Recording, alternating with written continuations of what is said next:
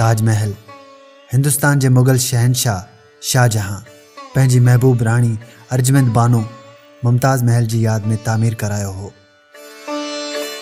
जेको दुनिया जो हसीन तरीन मकबरो है।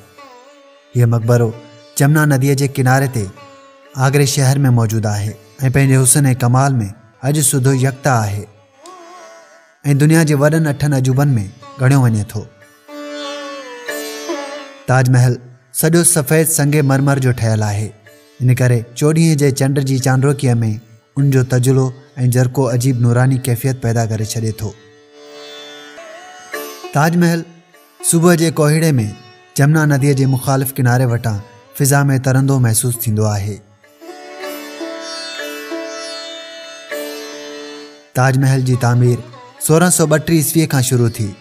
अडावती कम में 20,000 कारीगरन मजदूरन ऐं चटसालीअ जे माहिरन लगातार 21 साल पोरियो कयो।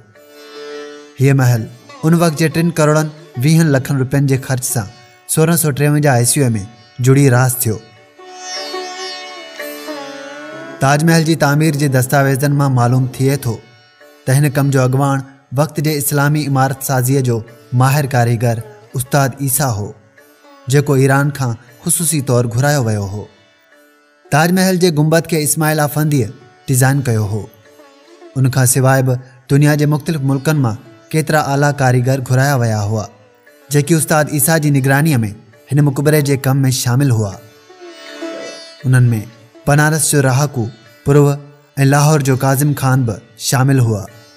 काजिम खान कलसीअ ते सोन जो कम कयो, दिल्ली के चेरान लाल चटसालीअ जो कम कयो।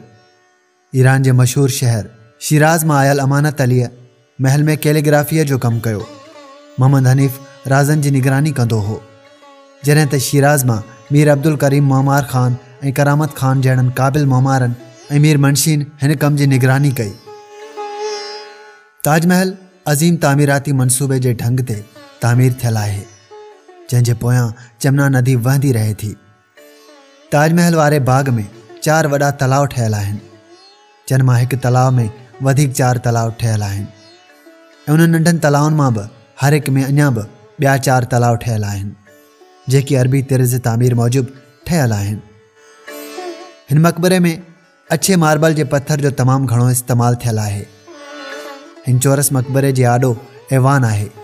ऐवान के दरवाजे ते गुंबद है, जंहिंजे मथां कलसो ठहियल है, जेको मुग़ल इमारत साज़ीअ जो ख़ास अंसर मञियो वञे थो, जेको असल में ईरानी ऐं तैमूरी इमारत साज़ीअ जो ख़ास निशान है।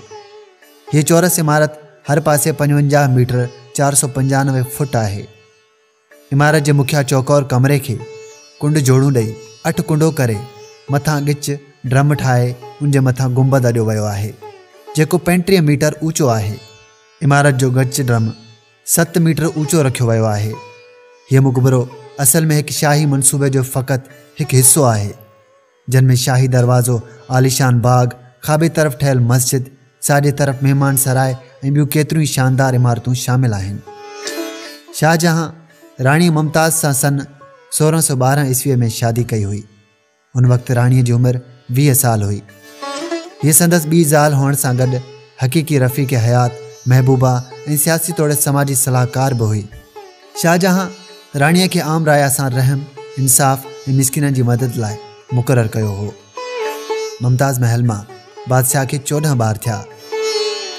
मुमताज़ महल बहरानपुर के फसादन की रोकथाम वारी जंगी मुहिम दौरान पिण बादशाह सां गॾु हुई, जिते हिन 1632 ईस्वी में वफ़ात कई।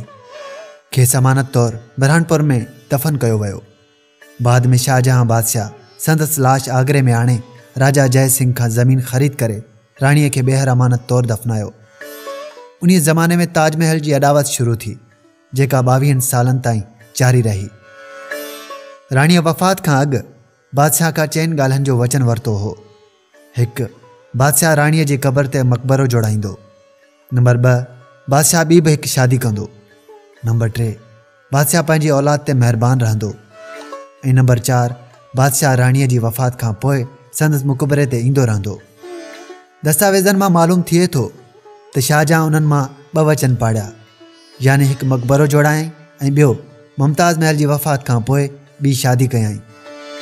राणीअ सां हक़ीक़ी प्यार खे दाइमी तौरु बरक़रार रखण लाइ बादशाह ताजमहल खे वाक़ई दाइमी प्यार जी सची अलामत तौरु तामीर कराइण में ज़रे बराबर बि कसर न छॾी। उहो ई सबबु आहे जो ताजमहल अञा ताईं दुनिया जे महिलातनि जो ताज लिखियो वञे थो। जॾहिं ताजमहल जे दरवाज़े अंदरि दाख़िल थिबो आहे त माण्हूअ जे पहिरीं नज़र हिकु अहिड़े महराब ते वञी पवंदी आहे जंहिंमें मक़बरे जे रंगनि जी तब्दीली नज़र ईंदी आहे। रंगनि जी कुदरती तौरु होकत बोकत तब्दील थियण जो राज़ दरिया जे किनारे ते सफ़ेद मरमरीन तामीर में लिकियल आहे। चंड जी रोशनी पवण सां मक़बरे जो ज़रो ज़रो हीरनि वांगुरु चमकण लॻंदो आहे। शाहजहां जी क़बर मुमताज़ बेगम जी क़बर सां गॾु आहे ऐं उहा क़बर मुमताज़ जी क़बर खां कुझु वॾी आहे।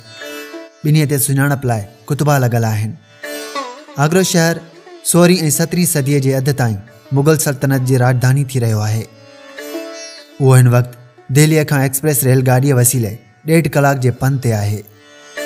सॼी दुनिया मां ईंदड़ सियाह रुॻो आगरे जे फिटल किले खे ई ॾिसण न ईंदा आहिनि, पर उहो घणो करे ताजमहल ॾिसण ईंदा आहिनि। ताजमहल सियाहनि लाइ रोज़ानो सुबुह 6 खां शाम 7 बजे ताईं खुलियल रहंदो आहे, जॾहिं त जुमे ॾींहुं मंझंदि 12 खां 2 बजे ताईं निमाज़ लाइ बंदि कयो वेंदो आहे। ताजमहल में कंहिं बि अणवणंदड़ वाक़िए खे रोकण लाइ सियाहनि खे फ़क़ति 5 शयूं खणी वञण जी इजाज़त आहे। पाणीअ जी बोतल, नंढड़ी वीडियो कैमरा, फोटोग्राफी लाइ डिजिटल कैमरा, मोबाइल फ़ोन ऐं औरतुनि जो नंढो पर्स। मुग़लनि जे हिन अज़ीम यादगार मुमताज़ महल ऐं शाहजहां जी मुहबत जी निशानीअ ऐं मुग़ल इमारत साज़ीअ जे बहितरीन नमूने खे यूनेस्को 1983 ईस्वीअ खां वर्ल्ड हेरिटेज दुनिया जो सक़ाफ़ती विरसो क़रार ॾेई संभाले रही आहे। हीअ सक़ाफ़ती विरसो हिंदुस्तान, ईरान ऐं इस्लामी दुनिया जी इमारत साज़ीअ जो गॾियल विरसो आहे।